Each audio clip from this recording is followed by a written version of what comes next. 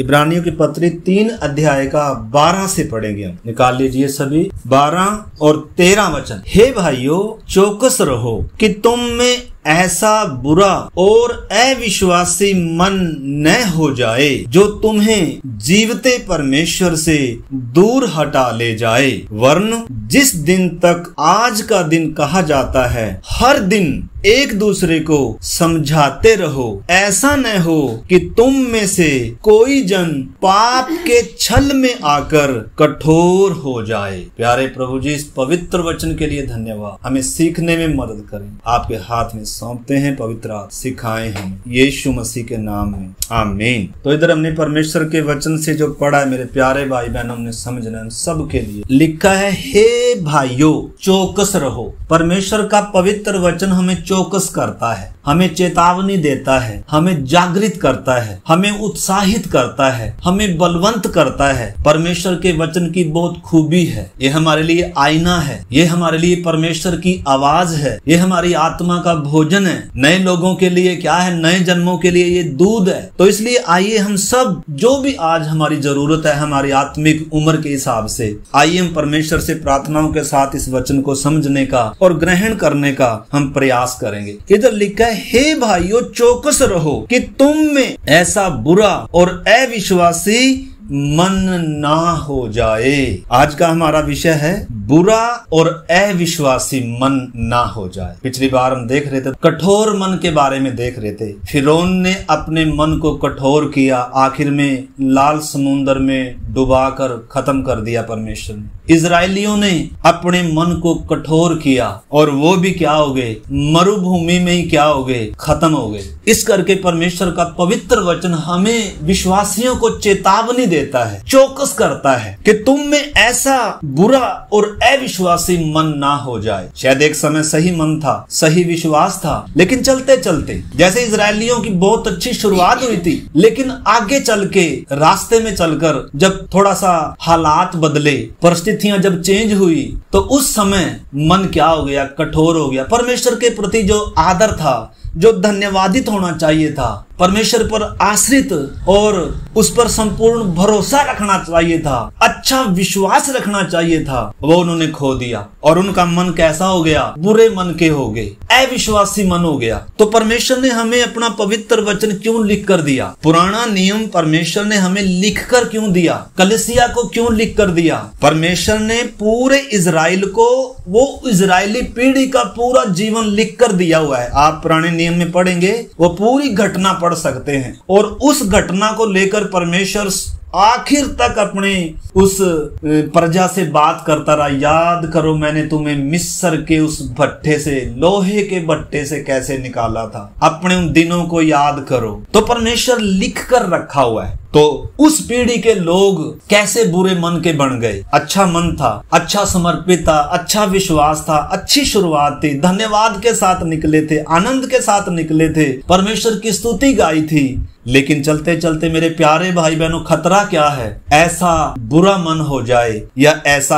अविश्वासी मन हो जाए जो जीवते परमेश्वर से दूर हटा ले जाए। कितनों को आज उनका मन, उनका अविश्वासी मन उनको परमेश्वर से दूर हटा कर ले गया, संगति से दूर ले गया, वचन से दूर ले गया। लेकिन जो अभी तक हम विश्वास में बने हुए हैं, संगति में बने हुए हैं, हमारे लिए चेतावनी है मेरे प्यारे भाई बहनों। चौकस कर रहा है आज एक बार फिर से परमेश्वर का वचन। आज बहुत सारे व्यस्त हैं अपने कामों में, परिवार में, दुनिया में, प्रभु के लिए उनके पास समय नहीं है। लेकिन धन्यवाद करें परमेश्वर का कि हमें परमेश्वर ने संध्या के पहर में काम छुटवा कर और सब बातों से फ्री कर कर हमें उसके चरणों में बैठने का और उसकी आवाज, उसका वचन सुनने का मौका दिया। एक असफल जाति का जीवन परमेश्वर ने हमारे सामने लिख कर दिया है। उसके साथ साथ परमेश्वर की वफादारी, परमेश्वर की विश्वास योग्यता, परमेश्वर कितना सच्चा रहा। लेकिन वो प्रजा जिसने परमेश्वर पर विश्वास किया था, उद्धार पाया था, परमेश्वर की भलाइयों को चखा था, उनका जीवन भी लिख कर दिया है ताकि हम उनसे सीखें। वचन क्यों दिया? संपूर्ण पवित्र शास्त्र परमेश्वर की प्रेरणा से रचा गया लिखा है जो हमारे लिए है। इसमें ताड़नाएं भी हैं, इसमें उपदेश भी है, इसमें शिक्षाएं भी हैं और इसमें क्या भी है, कुछ है मेरे प्यारे भाई बहनों। तो इस करके हम इधर जो आज हमारा विषय है, बुरा और अविश्वासी मन ना हो जाए, इसलिए वचन चौकस कर रहा है। वरन जिस दिन तक आज का दिन कहा जाता है, हर दिन एक दूसरे को समझाते रहो। हमें बहुत समझाए जाने की जरूरत है। वो बात अलग है कि आज बहुत सारे सोचते हैं हमें समझाए जाने की जरूरत नहीं है, हमें कुछ बताने की जरूरत नहीं है। लेकिन वचन कहता है हर दिन उन बातों को लेकर, वचन को लेकर एक दूसरे को समझाते रहो। बहुत बड़ा खतरा है। नहीं तो हर दिन क्या करें, एक दूसरे को, जिस दिन तक आज का दिन कहा जाता है, यानी कि हर दिन की बात है। जब तक हम जिंदा हैं तब तक हमें समझाए जाने की जरूरत है। कहीं ऐसा ना हो चलते चलते बुरा मन हो जाए, अविश्वासी मन हो जाए और हमें परमेश्वर के वचन से या परमेश्वर से दूर हटा ले जाए। तो इस करके इधर लिखा है हर दिन एक दूसरे को समझाते रहें। और आगे लिखा है ऐसा न हो कि तुम में से कोई जन पाप के छल में आकर, पाप छल लेता है, पाप हुकूमत करता है, पाप द्वार पर दुबका रहता है, पाप एक व्यक्ति को तात्कालिक सुख देता है और इंसान को परमेश्वर का शत्रु बनाता है, आत्मा को मारता है। पाप के विषय में भारी चेतावनी दिया गया है। कैन को परमेश्वर ने भारी चेतावनी दिया था, लेकिन कैन ने उन बातों को इग्नोर कर दिया। कैन ने सचेत हो सकता था, कैन जैसे आज हमें परमेश्वर का वचन सावधान करता है, चौकस करता है, सचेत करता है, ऐसे ही मौका कैन को भी था, लेकिन कैन ने अपने मन को कठोर कर लिया। उसी प्रकार इधर वचन लिखा है, कह रहा है कोई जन पाप के छल में आकर कठोर ना हो जाए। पाप एक व्यक्ति के मन को कठोर कर देता है, कठोर पत्थर के समान हो जाता है, उसमें फिर वचन असर नहीं करेगा। कठोर मन, तो आज हमारा कठोर मन का विषय नहीं है, लेकिन बुरा और अविश्वासी मन परमेश्वर से दूर ले जाएगा, अनंत काल से दूर लेकर जाएगा, वचन से, प्रार्थना से दूर लेकर जाएगा।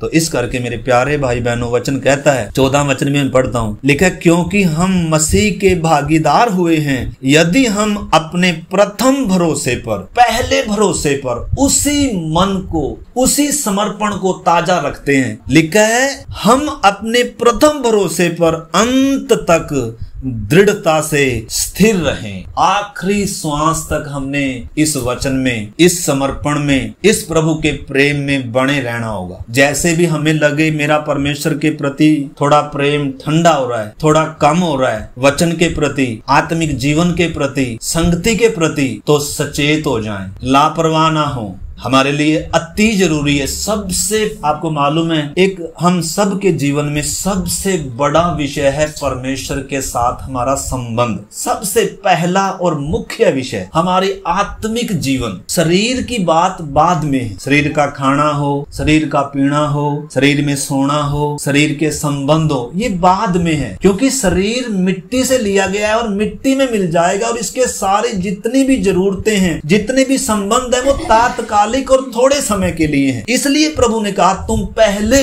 आत्मिक बातों की, परमेश्वर के राज्य और उसकी धार्मिकता की, परमेश्वर को प्रसन्न करने की, परमेश्वर की महिमा के लिए, परमेश्वर के साथ के उस संबंध की चिंता करें। अगर उससे बढ़कर शरीर ने जगह ले ली, उससे बढ़कर परिवार ने जगह ले ली, उससे बढ़कर संसार ने जगह ले ली, तो उधर से ही खतरा है। वो धीरे धीरे धीरे धीरे फिर हमें किधर लेकर जाएगा, परमेश्वर से दूर हटा ले जाएगा। इस करके लिखा है हर दिन एक दूसरे को समझाते रहें। हर दिन जरूरत है। आपको मालूम है, अगर आप इसका 10 अध्याय पढ़ेंगे, 10 अध्याय भी निकाल कर हम उसमें से एक वचन पढ़ेंगे। 10 अध्याय का 22 वचन से मैं पढ़ता हूँ। इसमें कुछ वचन पढ़ेंगे हम। इब्रानियों की पत्री 10 अध्याय और उसका 22 आयत से मैं पढ़ता हूँ। हमारा विषय वही है, तुम में कोई बुरा और अविश्वासी मन ना हो जाए जो तुम्हें जीवते परमेश्वर से दूर हटा ले जाए। तो इधर लिखा है, तो आओ हम सच्चे मन और पूरे विश्वास के साथ, सच्चा मन होना चाहिए और विश्वास पूरा होना चाहिए, क्योंकि बिना विश्वास के परमेश्वर प्रसन्न नहीं होता। तो इधर लिखा है सच्चे मन,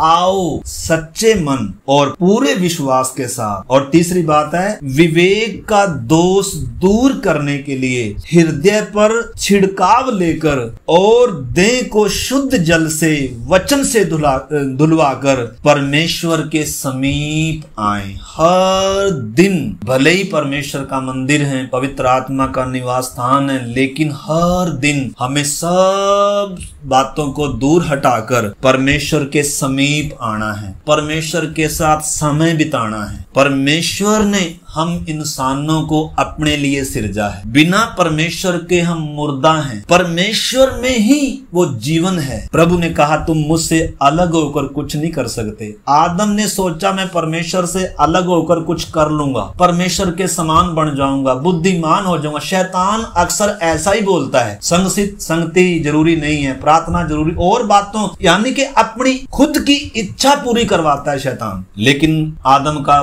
बहुत बड़ा धोखा था आदम के साथ जो हुआ, और उसने बहुत बड़ी मूर्खता करी कि उसने परमेश्वर के साथ आपको मालूम है दिन के ठंडे समय में हर दिन परमेश्वर उसके साथ वाटिका में आता है ताकि इंसान के साथ संगति करे, ताकि इंसान परमेश्वर की करीबी में आए, इंसान परमेश्वर के प्रेम को, परमेश्वर के उस महान अनुग्रह को और अपने सिरजे जाने की कीमत को समझे और परमेश्वर के साथ चलते चलते सिद्ध हो जाए, जय पाए। अगर कोई परमेश्वर के खिलाफ उकसाने के लिए आएगा तो भी उस पर जय पाए। लेकिन इंसान परमेश्वर के साथ चलकर बलवंत होना चाहिए था और वचन के प्रति जागृत रहना चाहिए था, सचेत रहना चाहिए था, क्योंकि ये चारों तरफ पतरस बता रहा है सचेत और जागृत रहो, क्योंकि तुम्हारा विरोधी शैतान फाड़ने वाले सिंह की नाई इसी खोज में रहता है कि किसको फाड़ खाए, आत्मिक जीवन को बर्बाद कर दे। वैसे नहीं खाएगा, वैसे नहीं मारेगा, परंतु विश्वास का क्या करेगा, विश्वास घात करवाएगा या विश्वास को चुराएगा। हमें अपने विश्वास की रखवाली करनी है, हमें अपने मन की रखवाली करनी है। वचन कहता है अपने धन से बढ़कर, अपने घर से बढ़कर किस चीज की रखवाली करनी है, अपने मन की। शुद्ध मन होना है, सच्चा मन होना है और अपने विश्वास की रखवाली। पौलुस कहता है मैंने अपने विश्वास की रखवाली करी है और मैंने अच्छी कुश्ती लड़ी है और मैंने अपनी दौड़ को क्या किया है, पूरा किया है, और भविष्य में मेरे लिए वो मुकुट रखा हुआ है, मेरे लिए नहीं बल्कि उन सब के लिए भी जो प्रभु की आगमन को प्रिय जानते हैं, वो जीवन का मुकुट रखा हुआ है। तो इस करके मेरे प्यारे भाई बहनों अपने मन की रक्षा करनी है सब, क्योंकि मन एक ऐसी चीज है ये कहीं भी धोखा दे जाएगा। इंसान से बढ़कर हमारा मन हमें धोखा देता है। तो इस करके हमारा विश्वास भी मजबूत होना है, हमने विश्वास की भी रखवाली करनी है। विपरीत हालात आते हैं, विश्वास परखा जाता है, विश्वास की परख आएगी। वचन कहता है विश्वास परखा जाएगा। पतरस कह रहा है कलीसिया को तुम्हारा विश्वास परखा हुआ, आग में ताए हुए सोने के समान परखा हुआ विश्वास, उसकी कीमत है परमेश्वर की नजरों में। जो विश्वास परखा नहीं गया वो कीमती नहीं है, जो मन परखा नहीं गया वो कीमती नहीं है। तो परमेश्वर का स्वभाव है, परमेश्वर धर्मियों को भी परखता है। परमेश्वर ने स्वर्गदूतों को परखा, आदम हवा को परखा, लेकिन वो जागृत नहीं थे, वो सचेत नहीं थे, वो अपनी इच्छा में खोए हुए थे और वो गिर गए और परमेश्वर से हमेशा के लिए वो दूर हट गए। बीच में दीवार आ गई, ज्वाला में तलवार आ गई। तो इस करके मेरे प्यारे भाई बहनों, जब स्वर्गदूतों को नहीं छोड़ा, जब पुराने नियम में स्वर्गदूतों के द्वारा जो बातें कही गई थी उनको ना मानने वालों को जब नहीं छोड़ा, तो हमारे लिए परमेश्वर का वचन चेतावनी देता है। इसलिए इधर क्या वचन में लिखा है, तो आओ हम सच्चे मन और पूरे विश्वास और विवेक का दोष दूर करने के लिए हृदय पर छिड़काव लेकर और देह को शुद्ध जल से धुलवाकर परमेश्वर के समीप आए। हमारे जीवन में सबसे प्रथम परमेश्वर हो, सबसे बढ़कर परमेश्वर। चाहे सारी दुनिया खो जाए उसका गम ना हो, लेकिन परमेश्वर दूर ना हो, परमेश्वर से हम दूर ना हो। परमेश्वर अगर हमारे जीवन में हमारे सुख का मूल नहीं है, हमारे आनंद का विषय अगर परमेश्वर नहीं है, अगर धन है, अगर रिश्तेदारी है, अगर संसार है, अगर खाना पीना है, अगर नौकरी है, अगर पैसा धन दौलत, ये सब है, अगर हमारे आनंद का विषय, तो हम शारीरिक लोग हैं। आत्मिक व्यक्ति के आनंद का विषय परमेश्वर है। परमेश्वर की उपस्थिति में आनंद की भरपूरी है। हबकुक क्या कहता है? हबकुक पुराने नियम का एक संत है। वो कह रहा है चाहे अंजीर के वृक्षों में फल ना लगे, दाख लताओं में फूल ना लगे, अंजीर के वृक्षों से भी धोखा पाया जाए, थानों में गाय बैल ना रहे, भेड़ बकरियां ना रहे भेड़शालाओं में, मतलब सब कुछ क्या हो जाए, चाहे चला जाए, मैं उसका बैठकर गम नहीं करूंगा, मैं रोऊंगा नहीं बैठकर, मैं आंसू नहीं बहाऊंगा बैठकर, क्योंकि मेरा आनंद इन चीजों में नहीं है। मेरा आनंद मेरे उद्धार करता परमेश्वर में है। अगर हमारा आनंद दुनिया में है, शरीर की बातों में है, तो एक समय आएगा ये चीजों की क्या आएगी, विश्वास की परख होगी और हमारा सारा विश्वास क्या हो जाएगा। इसलिए प्रभु ने कहा बुद्धिमान ने भी अपना घर बनाया और मूर्ख ने भी अपना घर बनाया। आंधियां तो आएंगी, देखो बाढ़ें भी आएंगी। परमेश्वर ने कभी नहीं कहा कि मेरे पीछे चलने वालों को कोई समस्या नहीं आएगी, दुख नहीं आएगा, तकलीफ नहीं आएगी। आएगी। हमारा विश्वास परखा जाता है और हमारी आत्मिक उन्नति के लिए, और वो चीजें हमें और परमेश्वर के करीब लाने के लिए आती हैं और वो हमें शुद्ध करने के लिए आती हैं, क्योंकि वचन से हम जल्दी से शुद्ध नहीं होते हैं, लहू से भी जल्दी से शुद्ध। जहां जिन बातों में लहू हमें शुद्ध करता है वो शुद्ध करता है, वचन हमें शुद्ध करता है। वचन का स्नान करते हैं,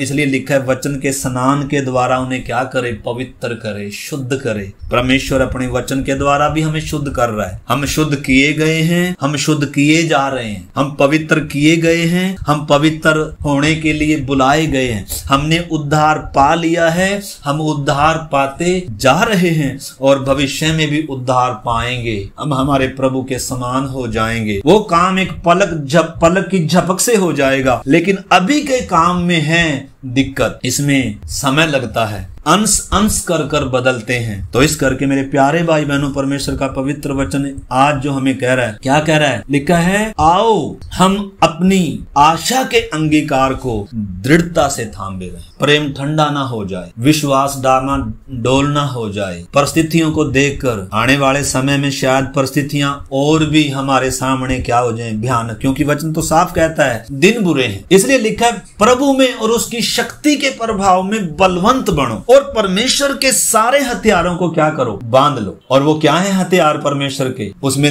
लिस्ट दी हुई है पूरी, उसमें प्रार्थना भी है। तो इस करके मेरे प्यारे भाई बहनों, अगर हम मसीह में हैं, अगर हम आत्मिक हैं, तो हम एक आत्मिक युद्ध में प्रवेश किए। हम एक सफर में, हमने एक सफर शुरू किया है, हम एक लड़ाई में हैं और हमारी लड़ाई किन से है वो भी हमने पहचानना है। हमारी लड़ाई किसी इंसान से नहीं है, लहू और मांस की नहीं है। तो इस करके बहुत सारी बातें हैं। इधर परमेश्वर का वचन कहता है अपने आशा के अंगीकार को दृढ़ता से थामे रहें, और आगे लिखा है क्योंकि जिसने प्रतिज्ञा करी है वह सच्चा है। कई बार ऐसे लगेगा शायद दुख तकलीफ होगा, बीमारी होगी, समस्या होगी, विरोध होगा कि मेरी नैया डूब रही है, मेरा कोई मददगार नहीं है, शायद कई बार ऐसा लगेगा। लेकिन इधर परमेश्वर का वचन कहता है, क्या कहता है? कहता है आशा के अंगीकार को दृढ़ता से थामे रहें, क्योंकि जिसने प्रतिज्ञा की है वह सच्चा है। वो कभी नहीं छोड़ेगा, वो कभी नहीं त्यागेगा। भारी कीमत देकर हमें छुड़ाया है, स्वर्ग ने हमें बहुत बड़ी कीमत देकर अपनाया है। किसी का लहू बहा है, किसी की जान गई है, किसी का बदन बुरी तरीके से बिना रहम के कुचला गया हमारे उद्धार के लिए, हमारी शांति के लिए किसी पर ताड़ना पड़ी है, किसी की कब्र दुष्टों के संग ठहराई गई, कोई धनवान का संगी हुआ है, कोई तड़पा है कहीं जाकर, किसी का पवित्र खून बहा है। अगर हम इन बातों को ताजा नहीं रखेंगे, हर दिन इन बातों को मनन नहीं करेंगे, इन बातों पर मन नहीं रहेगा, ये बातें हमारे मन में अगर नहीं रहेंगी तो बहुत बड़ा खतरा है। इसलिए वचन आगे क्या कह रहा है? आगे लिखा है वह सच्चा है और प्रेम और भले कामों में उकसाने के लिए हम एक दूसरे की चिंता किया करें और एक दूसरे के साथ इकट्ठा होना ना छोड़े। आज्ञा है ये, एक दूसरे के साथ इकट्ठा होना ना छोड़े। अभी कई दिन से हम उसमें जुड़ नहीं पा रहे, आपस में मिल नहीं पा रहे, लेकिन एक विश्वासी के अंदर ये भूख होनी चाहिए, ये तड़प होनी चाहिए कि मैं सबके साथ मिलकर आराधना में भाग लूंगा। अगर देखो संगति का मन नहीं है, वचन का, प्रार्थना का, आत्मिक जीवन के लिए कुछ बातें बहुत जरूरी हैं। वचन, प्रार्थना, आपसी संगति, न केवल प्रभु के साथ की संगति, प्रभु के करीब आना, बल्कि आपस में एक दूसरे के करीब आपस की संगति बहुत जरूरी है। आज बहुत सारे लोग शायद सोचेंगे इसकी क्या जरूरत है। आज कईयों को ऑनलाइन में अपना वीडियो ऑन करने में भी दिक्कत आती है, शर्म आती है। भाई शर्म करेंगे तो फिर बताओ क्या होगा, बोलने में हिचक करेंगे तो क्या हो। आपस में इधर परमेश्वर का वचन कहता है एक दूसरे के साथ इकट्ठा होना ना छोड़ें। अगर आपने ताजा रहना है, सरगर्म रहना है, भटकने से बचना है, नीति वचन में साफ कहता है अपने मन की रक्षा कर, आलसी ना हो। एक दूसरे की हमें जरूरत है, हम सिद्ध नहीं है, एक दूसरे के साथ मिलकर हम पूर्ण होते हैं। एक दूसरे की जरूरत है, जैसे हमारा अंग है, हर अंग का शरीर में काम है, और एक अंग अगर हाथ ये मैला हो गया तो ये खुद शुद्ध नहीं हो सकता, ये खुद साफ नहीं हो सकता, दूसरा हाथ इसे साफ करता है। अगर ये हाथ गंदा हो गया तो दूसरा हाथ साबुन लेकर आता है, पानी लेकर आता है और क्या करता है। अगर पाँव में कांटा लग गया तो हाथ उसको क्या करते हैं, उस कांटे को निकालते हैं। आपस का जो संगति, आपस का जो प्रेम, आपस का जो वो जो देह का, कलीसिया एक देह है, कलीसिया एक परिवार है, कलीसिया एक प्याले में से पीती है। वो बात अलग है कि आज ये बातें दूर दूर तक भी नहीं है। आज ऐसी बुरी स्थिति में कलीसिया का युग में हम जी रहे हैं मेरे प्यारे भाई बहनों। पिछली बार भी देख रहे थे, हमने तिमोथियों में पढ़ा था, 2 तिमोथी 3 का हम पढ़ रहे थे, 23 बातें, उसमें बहुत सारी बातें। आज बहुत सारे परमेश्वर के लिखा है, परमेश्वर के नहीं परंतु अपनी सुख विलास के ही क्या है, खोजी हैं और चाहने वाले हैं। वो एकता के खोजी नहीं है, वो कलीसिया की आत्मिक उन्नति हो उसके खोजी नहीं है। कलीसिया आत्मिक उन्नति करे, कलीसिया आत्मिक तौर पर बढ़ोतरी करे, कलीसिया में और लोग आए, कलीसिया में मतलब आज ऐसे लोग, आपको मालूम है प्रचारकों से ज्यादा आज किन लोगों की जरूरत है, जो ऐसा मन रखकर कलीसिया के लिए आंसू बहाते हैं, प्रार्थना करते हैं, प्रभु हमारी कलीसिया में आत्मिक उन्नति आए, जागृति आए, प्रभु आपकी उपस्थिति आए, प्रभु नए लोग आए, प्रभु जो लोग मन कठोर कर रहे उन लोगों का मन टूटे प्रभु जी, उनके पत्थर हृदय टूटे प्रभु जी। ऐसे बड़े उद्धार से कैसे निश्चिंत रहकर बचेंगे प्रभु जी। लेकिन आज ऐसे लोगों की कमी है मेरे प्यारे भाई बहनों। वो कलीसियाएं कभी सफल नहीं होती या कभी उन्नत नहीं करती जिन कलीसियाओं में रोने वाले लोग नहीं है, कलीसिया की चिंता करने वाले लोग नहीं है। सबको अपनी चिंता है, सबको अपने परिवार की चिंता है, लेकिन क्या किसी को परमेश्वर की कलीसिया की चिंता है, प्रभु की देह की चिंता है, प्रभु के काम की चिंता है,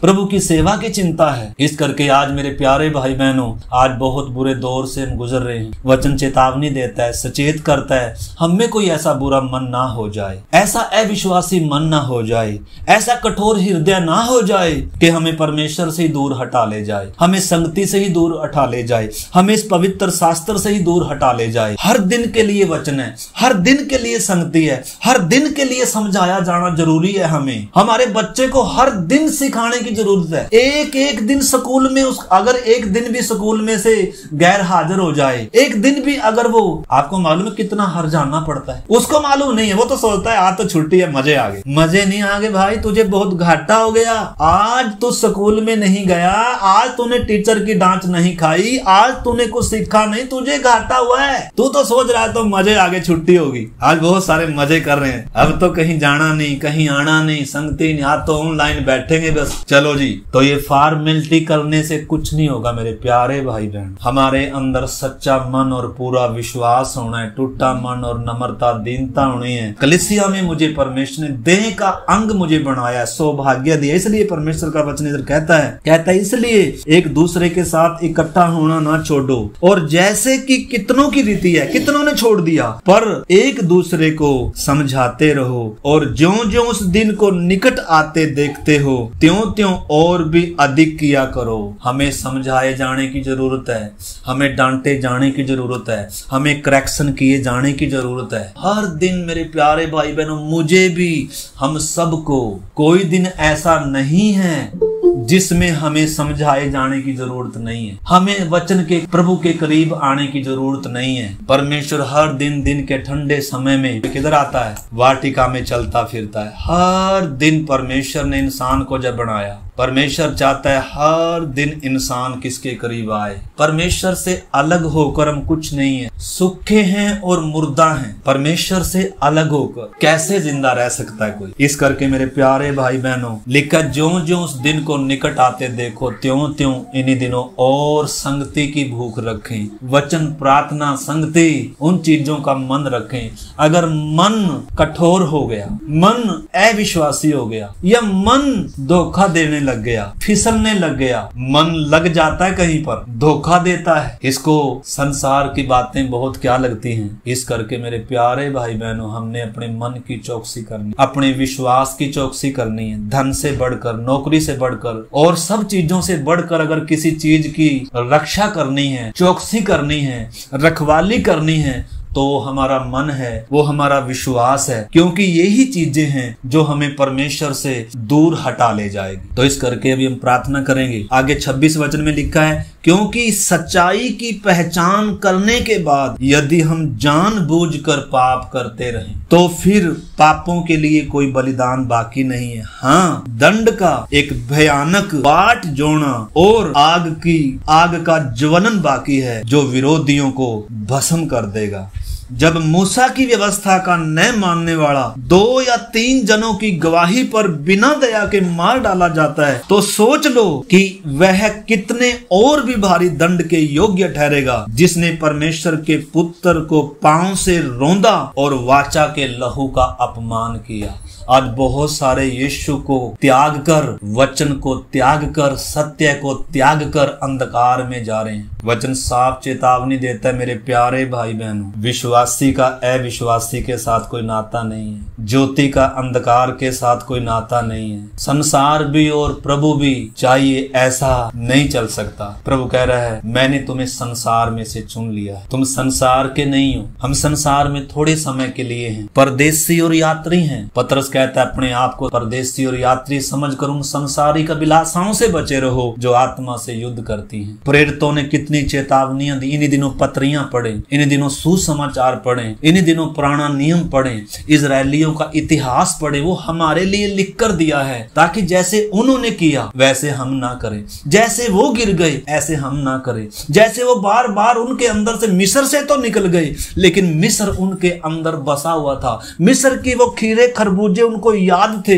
उनके मन में वो चीजें बसी हुई थी। परमेश्वर का वचन हमें चेतावनी दे। इस करके आगे लिखा है, तो सोच लो कितने भारी दंड इंतजार कर रहा है जिसने परमेश्वर के पुत्र को पांव से रौंदा और वाचा के लहू को, जिसके द्वारा वह पवित्र ठहराया गया था, अपवित्र जाना और अनुग्रह की आत्मा का अपमान किया। क्योंकि हम उसे जानते हैं जिसने कहा, पलटा लेना मेरा काम है, मैं ही पलटा लूंगा। और फिर वह कहता है, प्रभु अपने लोगों का न्याय करेगा। इसलिए जीवते परमेश्वर के हाथों में पड़ना भयानक बात। अगर शैतान के हाथ में पड़ जाएं तो परमेश्वर छुड़ा लेगा। अगर किसी के हाथ में पड़ जाएं, शत्रु के हाथ में पड़ जाएं, परमेश्वर का हाथ सामर्थी है, छुड़ाने की ताकत रखता है। दुख, तकलीफ, बीमारी, कोई भी ऐसी चीज नहीं है जहां से प्रभु हमें छुड़ा ना सके। जहां से कोई नहीं छुड़ा सकता वहां से प्रभु छुड़ाने की ताकत रखता है। लेकिन अगर परमेश्वर के ही हाथ में पड़ जाएं तो उससे कौन छुड़ाएगा? परमेश्वर से कोई छुड़ाने वाला नहीं है। इस करके जीवते परमेश्वर के हाथों में पड़ना भयानक बात है। इजराइल का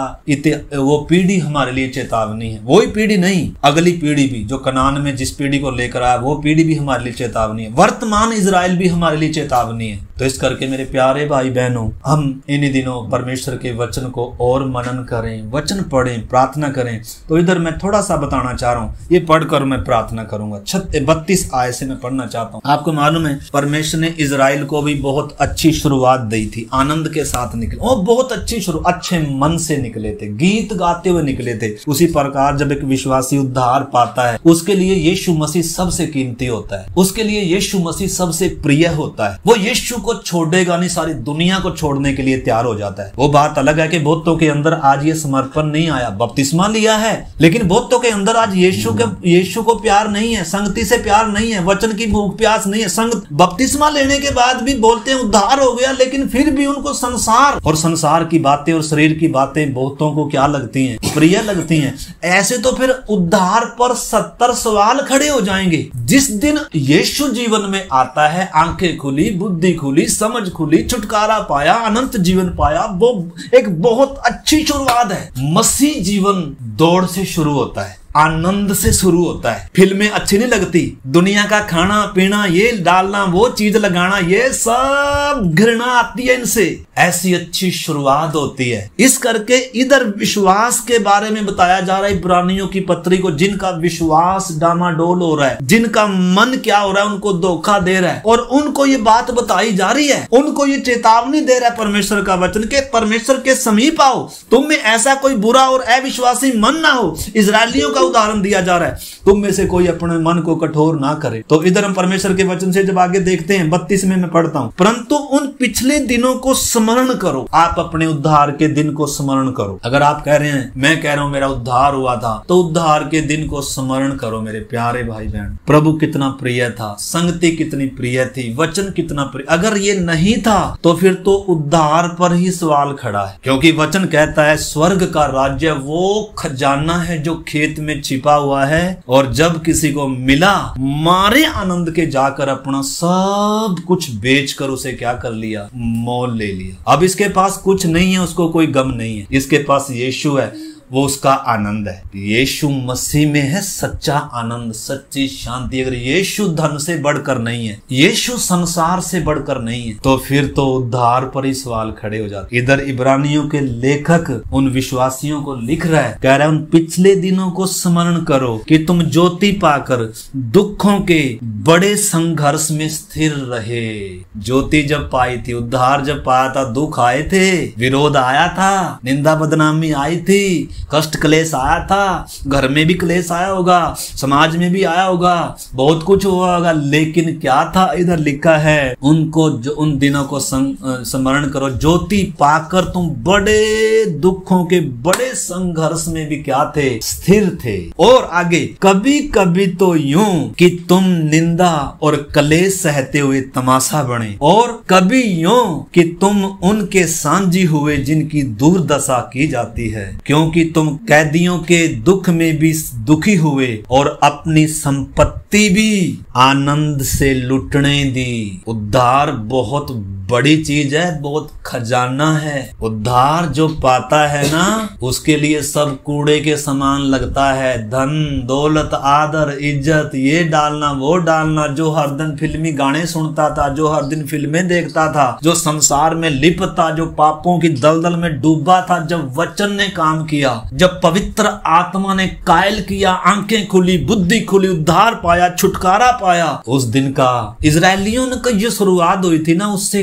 कहीं बढ़कर शुरुआत नए नियम में दी है परमेश्वर ने, क्रूस के द्वारा दी है परमेश्वर ने। पवित्र आत्मा अंदर आया है, परमेश्वर की संतान बने हैं, बैरी हमेशा के लिए क्या कर दिया? नाश कर दिया, मृत्यु का नाश किया, शैतान की प्रभुताओं को, उसके सिर को कुचल दिया, और पाप का क्रूस पर क्या कर दिया? 3 किल्लों पर ठोक दिया। तो इधर वचन में लिखा है, क्योंकि अपनी संपत्ति भी आनंद से लुटने दी, और यह जानकर कि तुम्हारे पास एक और भी उत्तम और सर्वदा ठहरने वाली संपत्ति है, इसलिए अपना हियाब ना छोड़ो। बता रहा है वो जिन्होंने उद्धार पाया था। जिन्होंने अभी उद्धार नहीं पाया, वो तो अपने उद्धार की चिंता करें मेरे प्यारे भाई बहनों, उद्धार की चिंता करें। ऐसे बड़े उद्धार से आप कैसे निश्चिंत बैठे हुए हैं? शायद आज आखिरी दिन है, क्या करोगे आज प्रभु आ गया तो? क्या करोगे अगर आज मौत दरवाजा खटखटाएगी तो? कहां जाएंगे? एक अनंत काल है, कब नींद खुलेगी? अगर अभी तक उद्धार नहीं पाया तो आप तो अपनी चिंता उद्धार की करें मन फिराएं भाई जी, मन खोलें। कोई खटखटा रहा है दरवाजे को, नींद से जाग उठे। और जो नींद से जागे हैं, जिन्होंने उद्धार पाया है, वो विश्वास की रखवाली करें, वो मन की रखवाली करें, वो संगति, प्रार्थना, वचन को प्राथमिकता दें, आत्मिक जीवन को प्राथमिकता दें। इधर लिखा है, इसलिए अपना हियाब ना छोड़ो, क्योंकि उसका प्रतिफल बड़ा है। क्योंकि तुम्हें धीरज धरना अवश्य है, ताकि परमेश्वर की इच्छा पूरी करके तुम प्रतिज्ञा का फल पाओ। क्योंकि अब बहुत ही थोड़ा समय रह गया है, जबकि आने वाला आएगा और देर ना करेगा। पर मेरा धर्मी जन विश्वास से जीवित रहेगा, और यदि वह पीछे हट जाए, पीछे क्यों हट गया? बुरे मन और अविश्वास के कारण पीछे हट गए। आज बहुत सारे पीछे हट गए। इधर लिखा है, यदि हम पीछे हट जाएं, मेरा मन उससे प्रसन्न ना होगा। परमेश्वर कह रहा है, परमेश्वर प्रसन्न नहीं होगा, दुखी होगा। और आगे कह रहा है, पर हम हटने वाले नहीं। लेखक कलीसिया को जो पत्र लिख रहा है, जो विश्वास में डामाडोल हो रहे हैं, विपरीत हालातों में जो सामना कर रहे हैं, विश्वास जिनका परखा जा रहा है, या तरह तरह की मुसीबतों से जो गुजर रहे हैं, उनको परमेश्वर का पवित्र वचन उत्साहित कर रहा है, सचेत कर रहा है और चेतावनी दे रहा है। कह रहा है, तो मेरा मन उससे प्रसन्न न होगा, पर हम हटने वाले नहीं कि नाश हो जाएं, पर विश्वास करने वाले हैं कि अपने प्राणों को बचाएं। आइए हम प्रार्थना करें, अपने अपने मन की जांच करें, अपने विश्वास की जांच करें मेरे प्यारे भाई बहनों। और आइए हम प्रार्थना करें। इन दिनों मेरा मन किस में लगा हुआ है? इन दिनों संगति, वचन, प्रार्थना और प्रभु से बढ़कर, आत्मिक बातों से बढ़कर मेरा मन किस में लगा हुआ है? यीशु से बढ़कर आज मेरे जीवन में कौन सबसे प्रिय है? यीशु का स्थान आज किसने लिया है मेरे जीवन में? मेरे परमेश्वर का स्थान आज मेरे जीवन में कौन लेकर बैठा है? या मैं आत्मा से बढ़कर क्या शरीर की बातों पर मन लगा रहा हूँ? स्वर्गीय वस्तुओं से बढ़कर क्या मैं पृथ्वी की वस्तुओं पर मन लगा रहा हूँ? तो फिर क्या सबूत है मेरी आंखें खुली हैं, मेरी बुद्धि खुली है? क्या सबूत है कि मैं छुड़ाया गया हूँ? आइए मेरे प्यारे भाई बहनों, इस वचन के आधार पर अपने जीवनों को जांचते हुए प्रार्थना करें। इन दिनों हम अपने जीवनों को जांचें, अपने समर्पण को जांचें, प्रभु के प्रति अपने प्रेम को जांचें। मेरा प्रेम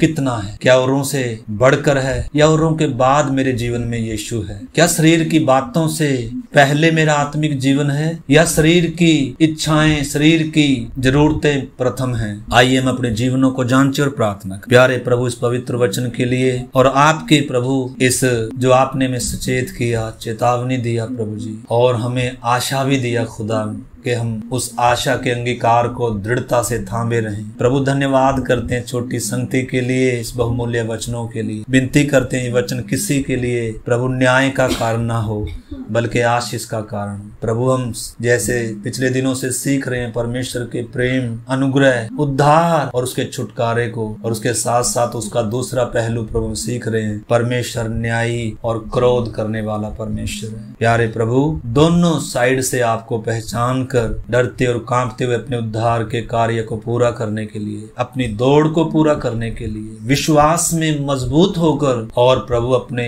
जीवन की रखवाली करते हुए आगे चलने में हमारी मदद कर। इजरायलियों के समान ना हो प्रभु जी, जैसे उन्होंने किया वैसे हम ना करें प्रभु जी। हमें ऐसा अनुग्रह और कृपा दे। आपके हाथ में सौंपते हैं, धन्यवाद करते हैं आपने हमारी प्रार्थना को सुना। यीशु मसीह के नाम से प्रार्थना को मान, आमीन। सबको जय मसीह की। मारा नाम।